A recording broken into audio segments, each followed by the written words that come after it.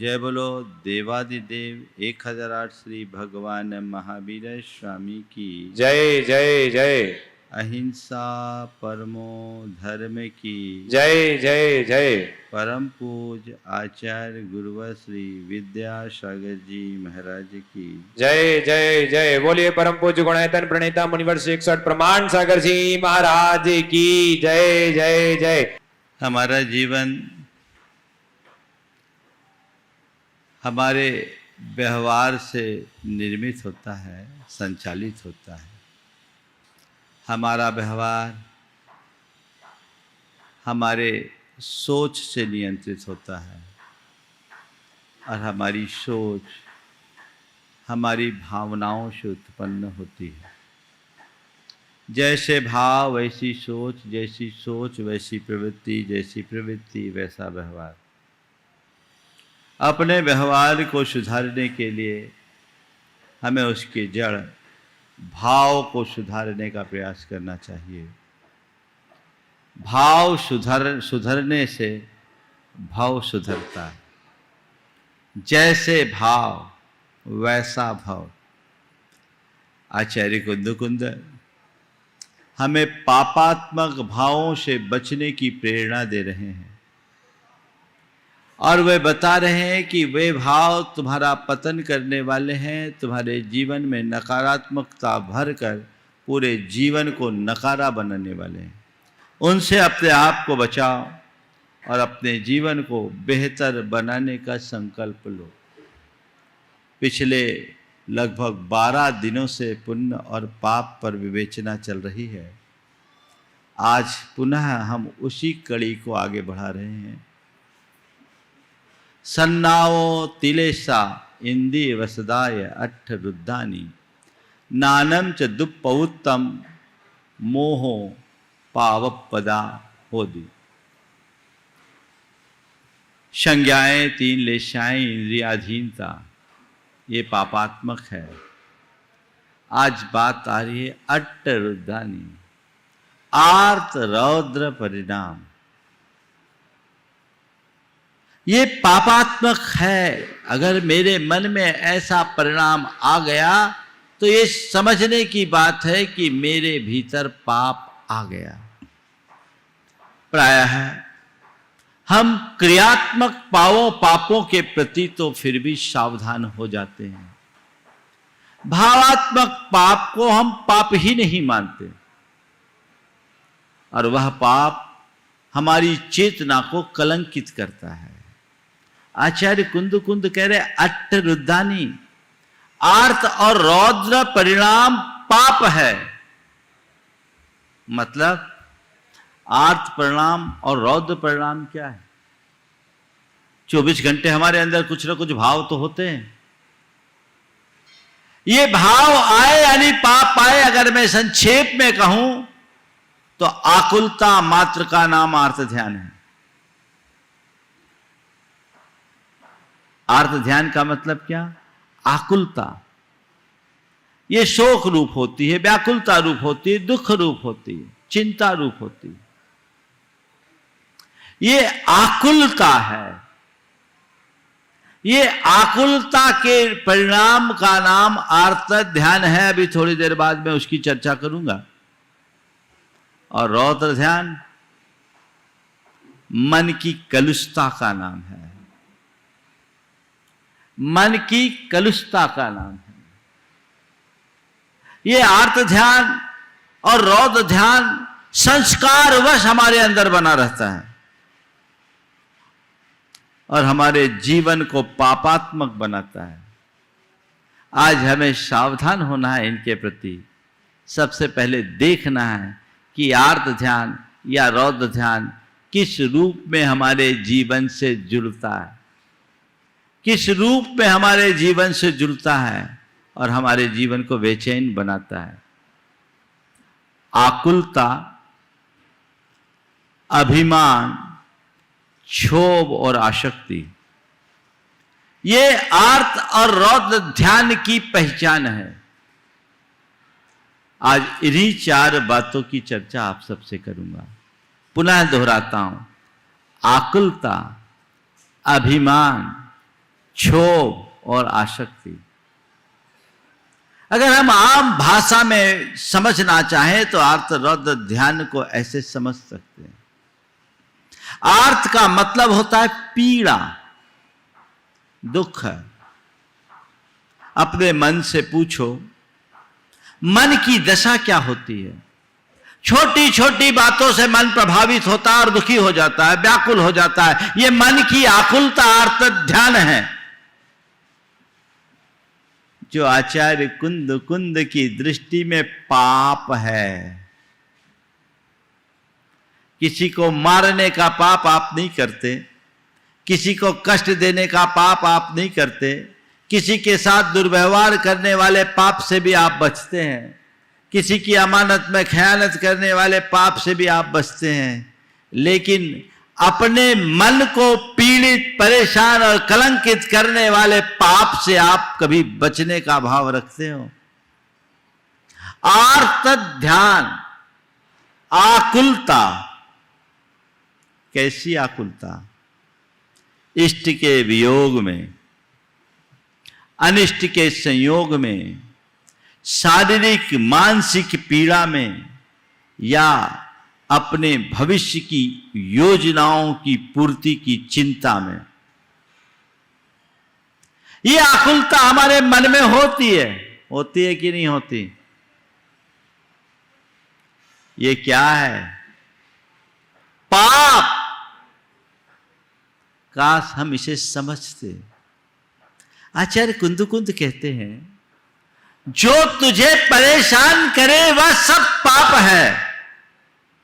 इसे समझ।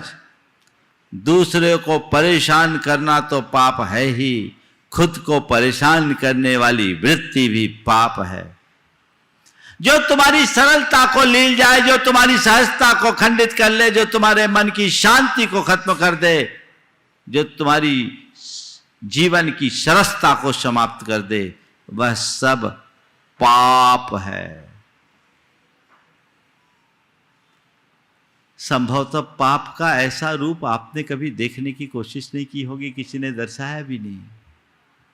पर असल पाप तो यही है जो हम अनचाहे अनायास करते रहते, संस्कारवश करते रहते। आर्त रौद्र ध्यान जो संसार का हेतु है, अशुभ भाव है, जो तुम्हारे लिए कलंकित कर रहा है, तुम्हारी चेतना को पतित कर रहा है, उससे बचने का उपक्रम करो। कभी सोचा कि ये मेरे अंदर के परिणाम किमात्मक हैं? जीवन में संयोग वियोग बने रहते हैं। शरीर है, शरीर में पीड़ा और वेदना होते रहती है, और भविष्य की आकांक्षाएं मन में जगती है। उनकी पूर्ति का प्रयत्न भी लोग करते हैं, लेकिन इन सब के बीच आप परेशान कितना होते हैं? आचार्य कुंद कहते हैं, अगर तुमने आत्मा के स्वरूप को पहचान लिया, वस्तु के स्वरूप को जान लिया, तो जिन स्थितियों में तुम आर्त ध्यान करते हो, उन्हीं स्थितियों में आत्म ध्यानी बन सकते हो। जिनसे अपने अंदर पाप बांधते हो, उन्हीं स्थितियों में अपने पाप को काट सकते हो, पाप की जड़ उखाड़ सकते हो। आज बात मैं आकुलता की आप सबसे कर रहा हूं। पहले चरण में पूरी बात करूंगा। आकुलता होती है, कोई इष्ट हमारे बीच से चला जाए, किसी इष्ट का वियोग हो जाए, मन क्या कहता है? बेचैन होता है, परेशान होता है। परेशान होने से क्या वो आ जाता है? मान लीजिए कि यहां कोई वियोग हो गया, बड़ा प्यारा था, अच्छा था, मेरा बेटा था, मेरी बेटी थी, मेरा पति था, मेरी पत्नी थे, मेरी पत्नी थी, मेरी माँ थी, मेरे पिता थे, चले गए, सब छोड़ गए, चले गए। वो तो चले गए, पर सवाल ये है कि तुम्हारे रोने से क्या वो लौट कर आएंगे? बोलो, आएंगे? अगर रोने से लौट आते तो लौट लो, लौटा लो। आज तक किसी के रोने से कोई लौटा नहीं है, और किसके लिए रोओगे? आचार्य कुंदकुंद कहते हैं कि अतीत में तुमने इतनी बार जन्म धारण किया और मरण किया कि तुम्हारे मरण से होने वाले वियोग में तुम्हारी माताएं रोई है। यदि उनके अश्रु के कण को एकत्रित किया जाए तो समुद्र का जल भी कम पड़ जाए। किसके लिए रोगे?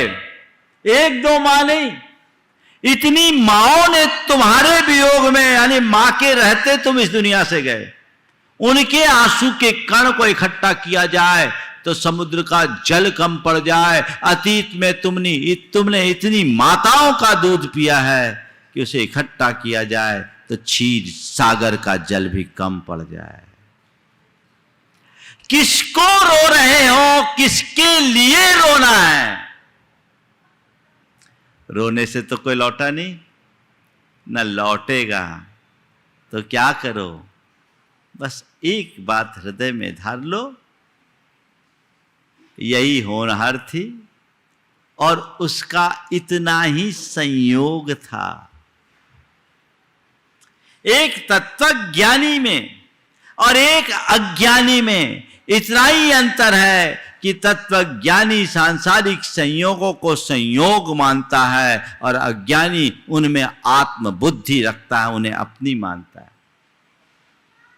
जब तक तुम्हारी मान्यता ऐसी बनी रहेगी तुम दुखी बने रहोगे, और जो दुखी होगा वो पाप बांधेगा। तत्वार्थ सूत्र में एक सूत्र है, दुख शोक तापा कंदन वद परिदेवना न्यात्म परो भय स्थान्य सद्वेद्य। अर्थात स्वपर या स्वपर को दुख देने से, शोक मग्न रहने से और अन्य क्रिया करने से अशाता वेदनी का बंध होता है। अशाता वेदनी पाप है कि पुण्य? बोलो, क्या है? पाप है। तो दुखी होना पाप हुआ कि नहीं? तो आचार्य कुंद इसीलिए तो कह रहे आर्त ध्यान पाप है, आकुलता पाप है, यह अशुभ भाव है, इसे समझो। इससे बचने का उपक्रम करो।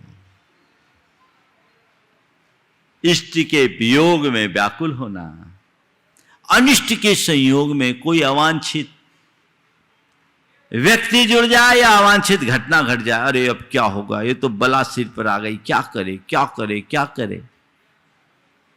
ये जो आने आ गई, जो सामने, उसका सामना करो। उपाय तो कुछ है नहीं, है उसका सामना करो, सहज भाव से सामना करो।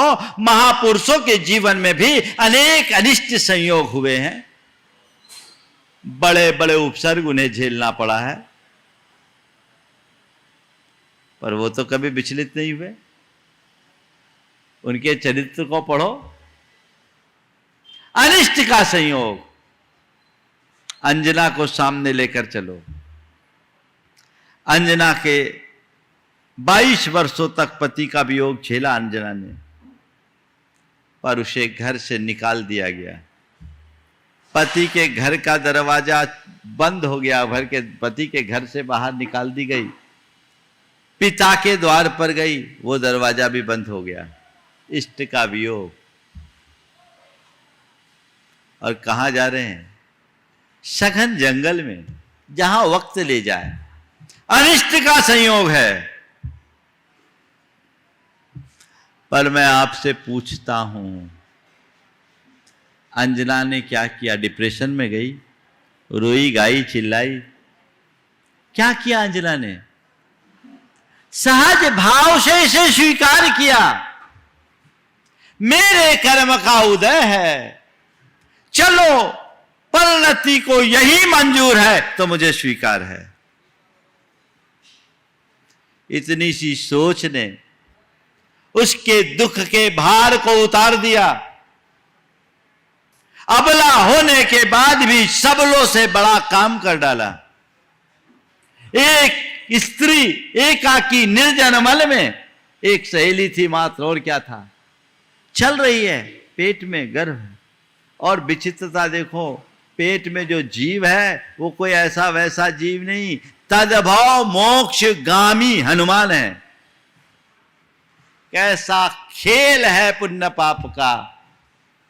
ऐसा महापुरुष जिसके पेट में है, जिस रोज वो पेट में आया उसी दिन वहां के साथ विपत्ति आई, लेकिन उसकी क्षमता ने उस विपत्ति को भी संपत्ति में परिवर्तित कर दिया। संतान को जन्म देने वाली अनेक माताएं हैं, और बहुत सारी माताओं ने अपने संतान को जन्म दिया। अगर कामदेव जैसे महापुरुष की भी बात करें तो 24 कामदेव होते, 24 की मां होगी, कितने के नाम पता है, जानते हैं। लेकिन इतिहास में स्थान बनाया किसने? अंजना ने। किसके दम पर? अपने पुरुषार्थ के दम पर, अपनी क्षमता के दम पर। इष्ट का वियोग हो आकुलता नहीं, अनिष्ट का संयोग हो आकुलता नहीं, शरीर में बीमारी हो व्यथा नहीं, पीड़ा नहीं, इलाज कराओ, पर तन की बीमारी को तन तक सीमित रहने दो। ठीक है, बीमारी आई है, शरीरम व्याधि मंदिरम,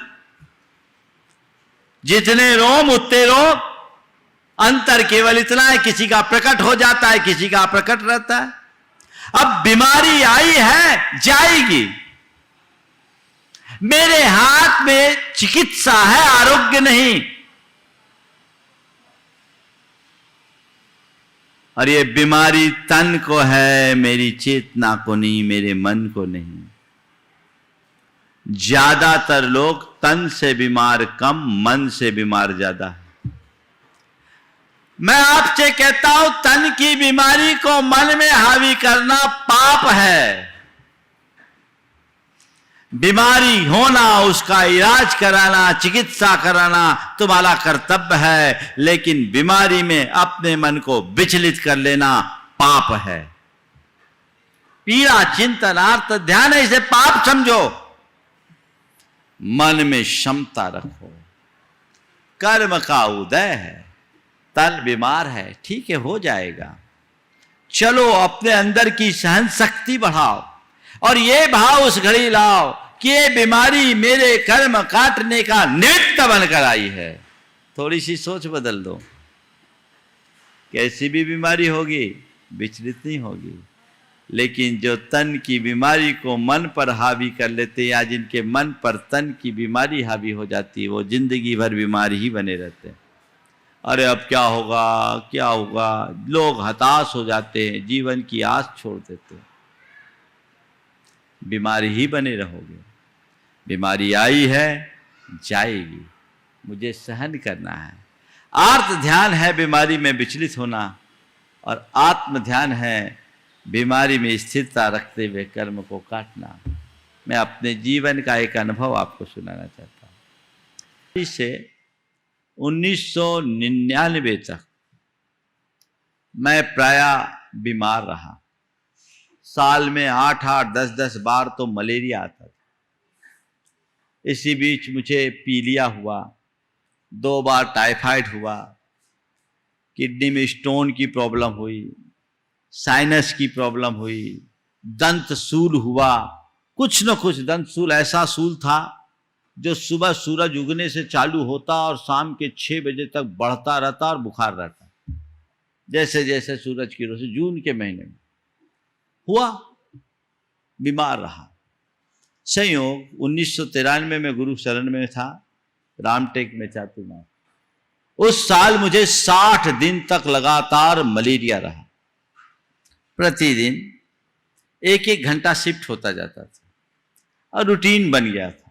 अब बुखार आया है, चढ़ेगा, आधा घंटा पहले आभास हो जाता कि बुखार आने वाला है, आएगा, चढ़ेगा, 104-5 डिग्री तक रहेगा, 4-5-6 घंटा बुखार तेज रहेगा, फिर डाउन होगा और 10-12 घंटे में वो 99 के आसपास आ जाएगा, फिर नॉर्मल हो जाएगा।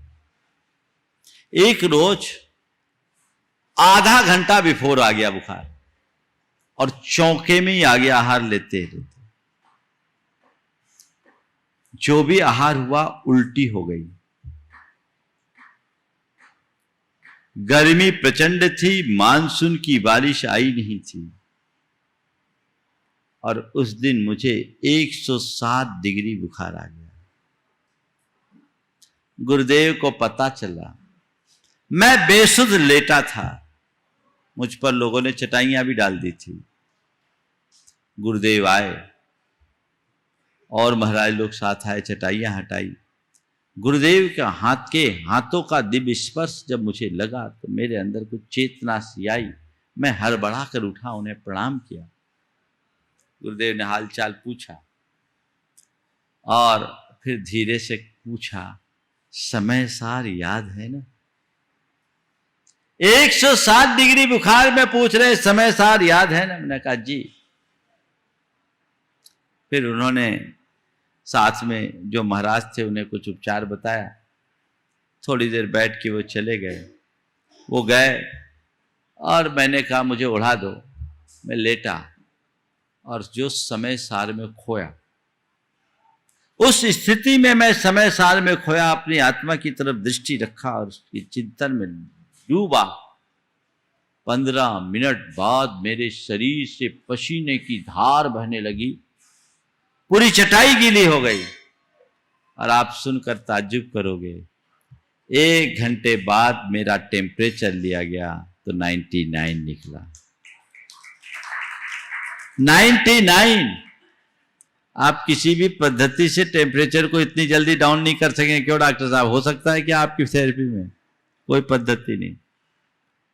ये डॉक्टर सुभाष जी बुदरू बहुत अच्छे चिकित्सक है। दोनों को एक बार खड़े हो जाओ, इनका परिचय करा दूं। ये पिछले अनेक वर्षों से, दिखा दो भाई सबको, ये पिछले अनेक वर्षों से श्री सेवायतन में अपनी सेवाएं निस्वार्थ दे रहे हैं। ये महाराष्ट्र से हैं दोनों दंपति और यहाँ प्रतिदिन बहुत सारे पेशेंट्स को देखते हैं और इनका हाथ इतना अच्छा है, जो आता है स्वस्थ होकर के जाता है। बहुत बहुत आशीर्वाद, आप ऐसे ही करते रहिए। तो मैं आप सबसे कह रहा था, इतनी जल्दी कैसे हुआ? गुरुदेव का आशीर्वाद तो था ही, लेकिन जब मैं इस पर कर्म शास्त्रीय दृष्टि से विचार करता हूं तो उसके पीछे मैं एक ही बात समझता हूं, ये हमारे अंदर की सहनशीलता और समता का परिणाम है। कर्म शास्त्र कहता है, कर्म के उदय में आकुलता करने से अशांता की उदीरना होती है और नए पाप का बंध होता है। और कर्म के उदय में समता रख लेने से साता की उदीरना होती है और असाता मंद पड़ जाती है। यह हमारा कर्म शास्त्र कहता है। मतलब जब भी कोई प्रतिकूल संयोग निकले, सामने आए, आकुलता मत करो,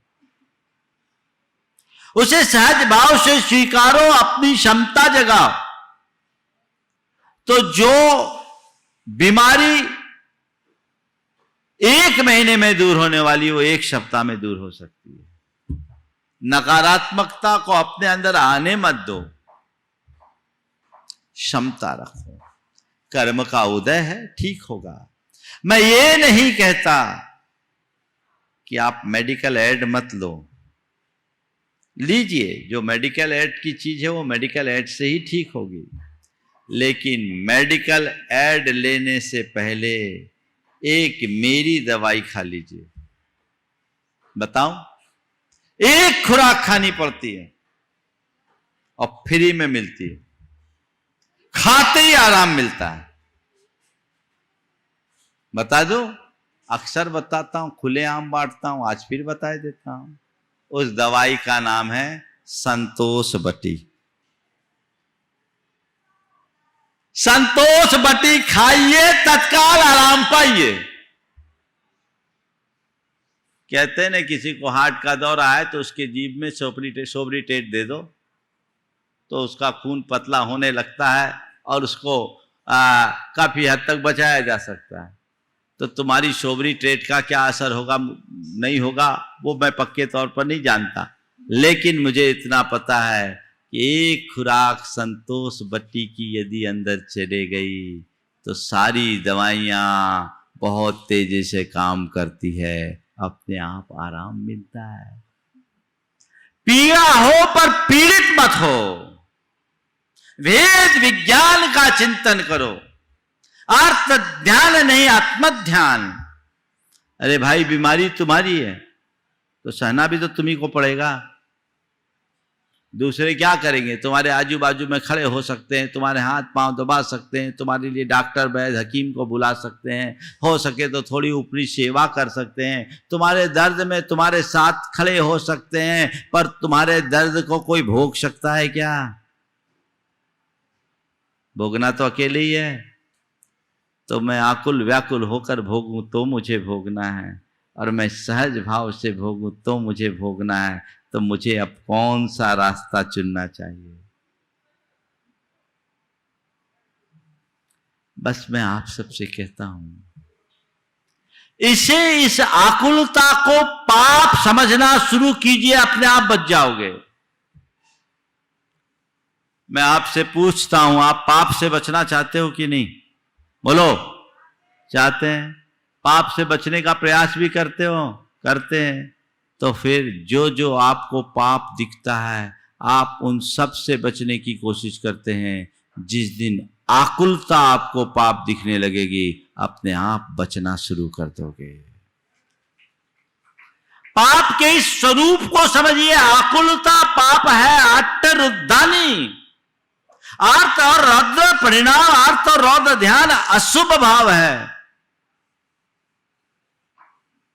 आचार्य कुंद कुंद इसे ही दूसरे शब्दों में कहते हैं, भावम त्विहि पयारम असुहम सुहम च शुद्धमेव नायबम असुहम च अट्ट रुद्धम सुधम्मो मुने यब्बो।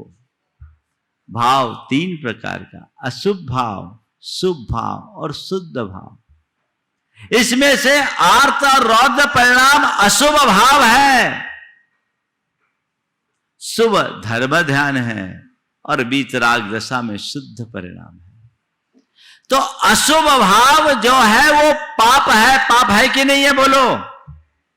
और आचार्य कुंद कुंद तो साफ शब्दों में कह रहे, अट्टर उद्दानी सबम पावात बगा होदी। ये पापात्मक है, पाप है, ये दिमाग में बैठा लीजिए, तब कहीं जाकर आप आकुलता से बच सकेंगे। इष्ट का वियोग, अनिष्ट का संयोग, पीड़ा चाहे जैसी बीमारी हो, विचलित मत होइए।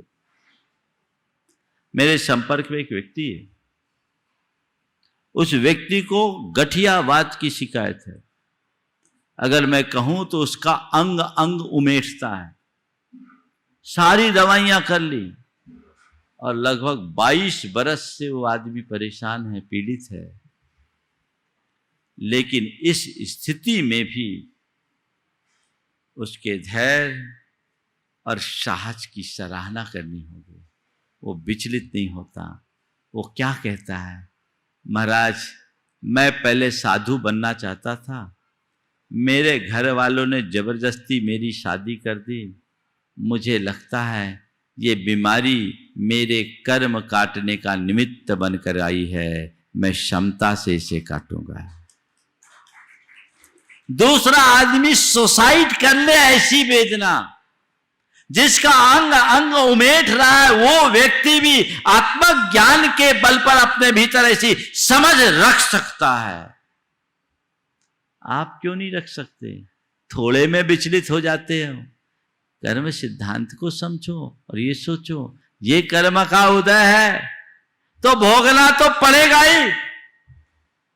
मेरा कर्म है, मुझे भोगना है। मैं हंसकर भोगूंगा तो भोगना है, और रोकर भोगूंगा तो भोगना है।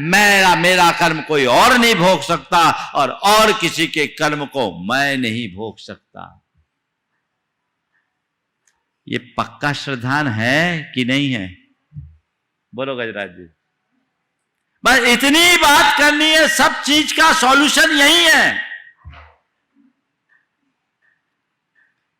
हमारी जितनी भी समस्याएं हैं, बाहर की तो नगण्य है, भीतर की ज्यादा है। और भीतर की समस्या है तो समाधान भी भीतर है। हमें अपनी दृष्टि भीतर जगानी चाहिए। तो इष्ट का वियोग, अनिष्ट का संयोग, पीड़ा चिंतन और निदान। निदान शब्द को मैं दूसरे अर्थ में लेता हूं, चिंता। निदान का शास्त्रीय अर्थ है भावी भोगों की अभिलाषा। मेरी दृष्टि में अभिलाषा मात्र हमें परेशान नहीं करती, भावी भोगों में उलझ जाना, भावी भोगों के चिंतन में खो जाने से मनुष्य परेशान होता है। तो ये चिंता भी एक प्रकार की नकारात्मकता है, निदान है, आकुलता है। अब कल क्या होगा, कल क्या होगा, उसका क्या होगा, उसका क्या होगा, परेशान। और कई लोग कैसे परेशान होते बताएं। मैं रतलाम में था, एक बहन जी आई, उसके साथ उसकी 3 साल की बेटी थी और बहुत आंखें रोने लगी। बोले महाराज जी मुझे बेटी को लेकर बड़ा टेंशन है, मेरी बेटी को लेकर बड़ा टेंशन है। क्या बात महाराज, मैं परेशान हूं, कोई उपाय बताओ। बोले क्या? बोले महाराज जी मेरी बेटी, और आजकल मैं देख रही हूं लड़कियों के साथ कुछ भी होता, उस समय कुछ कांड ऐसे हो रखे थे देश में, निर्भया कांड के बाद के, और बहुत सारे होते ही रहते हैं। मेरी आजकल लड़कियों के साथ कुछ भी होता रहता है, मेरी बेटी के साथ कुछ ना हो जाए। वो रो रही है, मेरी बेटे के साथ कुछ ना हो जाए, 3 साल की बेटी। मैंने कहा तुम भी तो एक बेटी है, पहले बेटी रही अब मां बनी हो, तुम मल्टीनेशनल कंपनी में जॉब करती हो, तुम्हारे साथ कुछ हुआ क्या? नहीं महाराज मेरे साथ तो नहीं हुआ, पर आजकल डर लगता, आजकल इस तरह के केसेस बहुत होने लगे, तो लगता है मेरी बेटी के साथ कुछ हो ना जाए, मेरी बेटी के साथ कुछ ना हो ना जाए। हमने कहा जब तक तुम्हारे दिमाग में ये बात बैठी रहेगी तो ना होना हो तो भी शायद हो जाए, इसलिए इसको भूलो। ऐसा सोचने की जगह तुम ये क्यों नहीं सोचती कि मैं अपनी बेटी की ऐसी परवरिश करूंगी कि वो मेरे से भी आगे निकलेगी और समाज में अपना एक अच्छा स्थान बनाएगी। नकारात्मकता क्यों? ये चिंता, व्यर्थ की चिंता, भविष्य को लेकर के जो मनुष्य के मन की चिंता है, कामना है, भय, असुरक्षा की भावना है, ये आकुलता है, और ये सब के सब पाप है, पाप है, पाप है। बिठाइए दिमाग में, चिंता पाप है, अंतर मन में बैठा लीजिए, आकुलता पाप है। अपने आप बचोगे, चिंता क्या करना, होगा जो होगा होगा, जो कल देगा वो कल की व्यवस्था देगा। सोचने की बात क्या है? जो होगा अच्छा होगा, जो होना होगा वही होगा, ये बात अपने अंदर हृदयंगम कर लीजिए। कभी मन में विचलन नहीं हो सकता, किसी तरह की अशांति मन में नहीं आ सकती। महाराज फिर भविष्य के बारे में कुछ नहीं सोचे, फ्यूचर की प्लानिंग ना करें। अरे भाई फ्यूचर की प्लानिंग करो, पर फ्यूचर की प्लानिंग में ऐसा ना खो जाओ, इतना ना खो जाओ कि प्रेजेंट ही हाथ से निकल जाए। 2 वाक्य कहता हूं, भविष्य की योजना बनाना समझदारी है, भविष्य की योजना बनाना, भविष्य के प्रति सतर्क रहना समझदारी है, पर भविष्य की कल्पनाओं में खोना पागलपन, भविष्य की चिंता में खोना पागलपन। आप क्या कर रहे हैं? कल मेरा अच्छा हो उसके लिए आज हमने प्लानिंग की और उसके अनुरूप करना चलना शुरू कर दिया, ये समझदारी, ये बुरा नहीं, ये होना भी चाहिए। लेकिन कल कहीं बुरा ना हो जाए, कल कहीं बुरा ना हो जाए, कल कहीं बुरा ना हो जाए, इस चिंता में आज को भी हाथ से निकाल देना कहां की समझदारी है?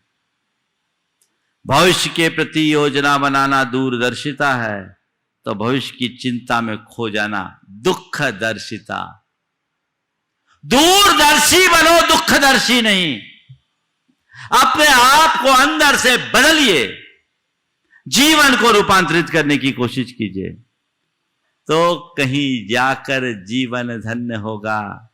बाकी इन बातों में जो उलझ के रह जाएंगे वे जीवन में कभी कामयाब नहीं हो सकते। इनमें उलझना नहीं है, रास्ता निकाल करके आगे बढ़ते जाना है। होगा, सब कुछ ठीक होगा।